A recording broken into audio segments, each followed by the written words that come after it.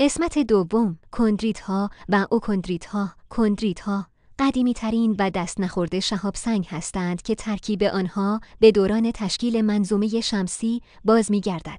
حاوی دانه‌های کوچکی به نام کندرول هستند. کندرول‌ها دانه‌های کوچک و کروی از جنس مواد معدنی مانند اولیوین و پیروکسن هستند که در شهاب سنگ کندریتی یافت می‌شوند. این ذرات رازآمیز قدیمی‌ترین مواد جامد منظومه شمسی هستند و حدود 4.6 میلیارد سال قدمت دارند که از ذوب مواد اولیه در فضا تشکیل شده‌اند. حدود 86% شهاب سنگ یافته شده کندریتی هستند.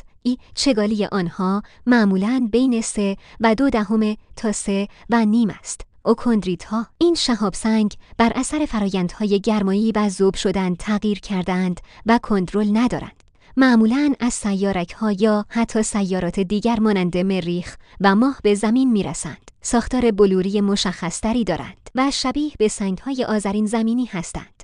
چگالی آنها کمی بیشتر است. تفاوت اصلی بین آنها، کندریت‌ها کندرول دارند ولی اوکندریت‌ها ندارند. تغییرات حرارتی، اوکندریت‌ها ذوب و دگرگون شدند اما کندریت‌ها دست نخورده. منشأ کندریت‌ها از مواد اولیه منظومه شمسی هستند اما اوکندریت‌ها از سیارک‌ها یا سیارات مادر جدا شدند. کندریت‌ها به خاطر وجود آهن و نیکل جذب خیلی بیشتری نسبت به اوکندریت‌ها دارند. اوکندریت‌ها جذب ندارند یا جذب خیلی کمی دارند.